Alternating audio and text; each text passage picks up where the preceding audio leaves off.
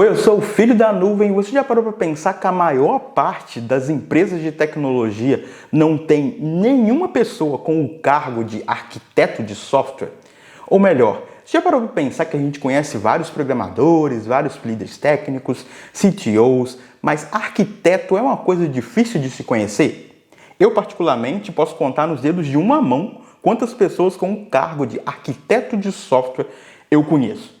Será que esse cargo está morrendo? Para a gente falar do cargo de arquiteto de software, eu vou definir em 3 minutos o que é arquitetura de software de uma forma bem simplista, mas no final desse vídeo eu vou deixar um link para o vídeo do Elemar Júnior, que ele fez um vídeo específico definindo a arquitetura e esse vídeo está bem legal.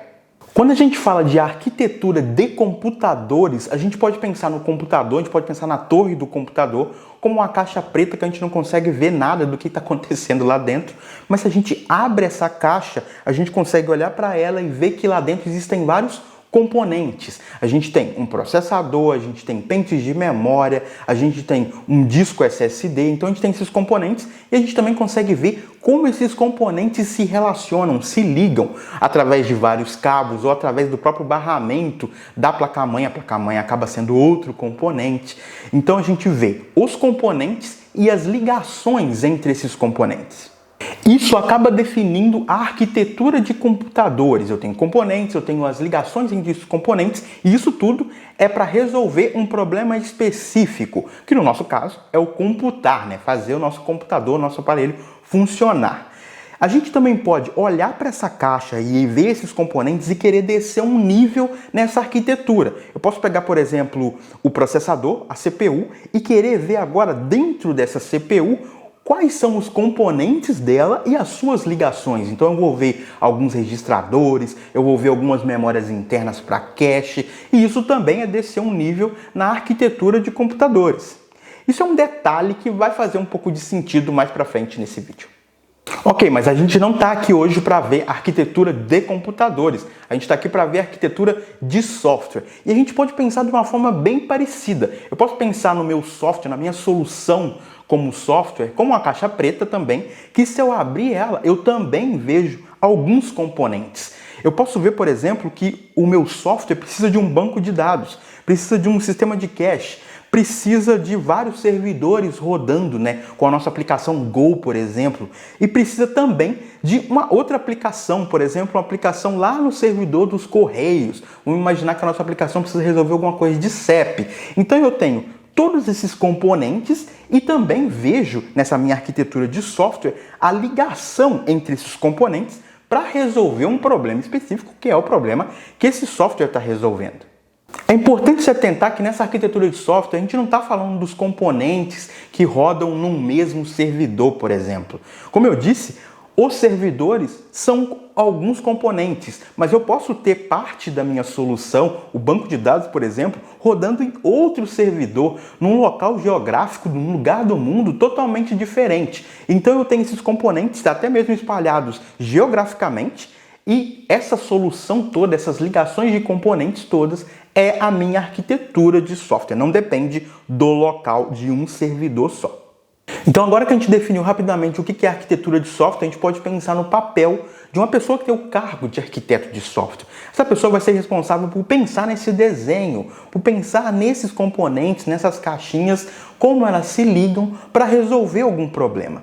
Por exemplo, a gente falou no caso anterior que a gente precisa de um banco de dados, mas tem infinitos bancos de dados para a gente escolher. Qual banco de dados a gente pode escolher para resolver talvez melhor esse nosso problema? Será que como vai ser o esquema, como vai ser o formato das tabelas, dos documentos, como vai ser o formato de dados que eu vou salvar nessa base de dados? Essas decisões acabam fazendo com que a solução seja mais rápida ou seja mais flexível por um ponto, mas também vai ser uma solução pior em outros pontos. Então o arquiteto de software tem que pensar sempre nessa balança. Eu sei que eu vou escolher esse banco de dados e vai ser pior para fazer esse problema, mas a maior parte dos casos a gente vai fazer isso daqui, a gente vai resolver esse probleminha aqui. Então é melhor eu seguir com essa solução. O arquiteto de software não está necessariamente interessado em programar, ele está num nível muito acima. Dependendo da empresa, dependendo da situação, ele até pode pôr a mão na massa, até porque um arquiteto de software, muito provavelmente, tem anos de experiência de programação para ele ter conseguido chegar nesse nível. Mas o dia a dia ideal de um arquiteto de software não tem nada a ver com código, é estar realmente de cima pensando nesses desenhos. Eu estava fazendo as contas de quantas empresas já trabalhei até hoje. Trabalhei em empresas bem pequenininhas, trabalhei em empresas não tão pequenas assim, e eu trabalhei, eu acho que em 9 empresas diferentes. Dessas 9 empresas, eu acho que eu conheci uns 2 ou 3 arquitetos, pessoas que tinham o cargo de arquiteto de software. Será que eu sou muito azarado? Ou, na verdade, esse cargo não é encontrado na maior parte das empresas do mercado? Vamos pensar numa historinha aqui. Eu e você vamos criar uma startup, um aplicativo revolucionário de vendas de coxinhas online, porque o brasileiro, não tem brasileiro que não ama coxinha, todo mundo ama coxinha. Então, no começo dessa nossa empresa, a gente pode imaginar que a gente não vai ter muito dinheiro para investir nessa empresa. Provavelmente a gente vai ter que tirar do nosso bolso e a gente vai ter que focar esse dinheiro de uma forma bem otimizada. O que a gente realmente precisa no começo dessa empresa? No começo, a gente precisa do produto, então a gente vai precisar de programadores. Muito provavelmente a gente não vai ter tanto tempo assim para programar, porque a gente vai ter que investir nosso tempo procurando investidor, pensar em marketing, pensar em outras coisas também, então a gente precisa de programadores. À medida que o tempo vai passando, a empresa vai tomando forma, o aplicativo vai se tornando um sucesso, a gente tem que pensar em crescer essa equipe. A primeira coisa que pode passar pela nossa cabeça é que com vendas a gente precisa pensar em pós-venda, a gente precisa ter uma equipe de suporte caso o aplicativo não funcione. A gente vai precisar parar de brincar de marketing, contratar equipes, pessoas especializadas em marketing. A gente vai ter que ter alguém para gerir as finanças da empresa, fazer os pagamentos, RH, ou seja, a gente está contratando pessoas, a gente está crescendo a empresa, só que o programa ele já existe, ele está evoluindo mesmo não tendo ninguém nessa empresa com o cargo de arquiteto de software. Muito provavelmente, mesmo com essas empresas crescendo, sem o cargo de arquiteto de software, o que está acontecendo, na verdade, é que o papel de arquiteto de software, ele está ali de alguma forma. Alguém assumiu esse chapéu e pode ser até pessoas diferentes. Se a gente não contratou um arquiteto de software, muito provavelmente ou a gente pensou nessa arquitetura, ou alguém com mais experiência nesse grupo de programadores pensou na arquitetura, ou a gente contratou um líder técnico e esse líder técnico está começando a pensar na arquitetura. Então o ponto é, o cargo de arquiteto de software não existe na nossa empresa, mas o papel de arquiteto, o papel de pensar na arquitetura, ele está ali, ele está diluído entre essas pessoas. O ponto desse vídeo não é que eu quero dizer que existem 0 arquitetos de software no mercado de tecnologia. Isso não é verdade. Por sinal, você pode deixar aqui embaixo quantos arquitetos de software você já trabalhou no dia a dia para eu ficar sabendo aqui embaixo. Mas o ponto não é que existem 0 arquitetos de software. O ponto é que existem muitas empresas e eu coloco a minha mão no fogo para dizer que a maior parte das empresas não vai ter ninguém com cargo de arquiteto de software. Mas, então, existem empresas sem arquitetos de software, mas não existe nenhuma empresa de tecnologia sem arquitetura.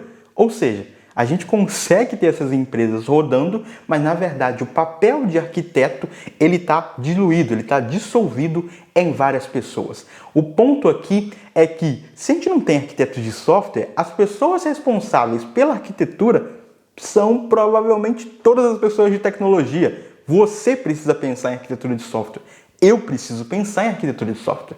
Eu não sei se você já parou para pensar nisso, mas o termo software engineer, o cargo engenheiro e engenheira de software, tem se tornado mais popular nos últimos anos, substituindo até vagas de programador, programadora. Isso não está acontecendo, na minha opinião, só por nomenclatura. Eu acho que um cargo de programador e programadora tem mais a ver, está dizendo pra gente que é muito sobre programar, sobre escrever código. Um cargo de engenheiro, engenheira de software, está dizendo pra gente que o dia a dia dessa pessoa não é exatamente sobre código. O código é o resultado final de um trabalho, ou pode ser nem o resultado, porque a pessoa pode nem programar no fim das contas. Esse ponto de fazer os desenhos de arquitetura são habilidades que o engenheiro de software, que o engenheiro de software também precisa ter. Então me preocupa muito porque assim, eu demorei um pouco para perceber que a maior parte das empresas não tem arquiteto de software, o mercado está mudando ou já mudou para que esse papel de arquiteto seja, na verdade, dos desenvolvedores, dos engenheiros de software, só que ao mesmo tempo a comunidade de software, nós não estamos falando de arquitetura de software. A gente está falando de framework, a gente está falando de versão de Node, a gente está falando de ferramentas, mas a gente não está falando do nível acima dos componentes e como que a gente organiza as coisas para resolver problemas. Isso me preocupa um pouquinho. Por causa dessa minha preocupação de que o mercado está mudando e exigindo arquitetura, mas os programadores, a gente não está pensando em arquitetura no mesmo nível, eu estou deixando aqui na descrição alguns links, alguns recursos de vídeos, de textos falando desse tema, também falando de Systems Design, que é praticamente o termo para pessoas desenhando, fazendo desenhos arquiteturais para resolver problemas. Isso tem se tornado até um tipo de entrevista bem comum em algumas empresas e eu prometo me esforçar para estudar também esse tema, porque eu acho que eu também preciso estudar isso, e eu vou trazer pelo menos um vídeo nas próximas semanas falando, mostrando um problema e resolvendo ele com desenhos arquiteturais. Se esse vídeo já saiu, eu estou deixando ele aqui no lado e eu te vejo lá nesse vídeo. Tchau!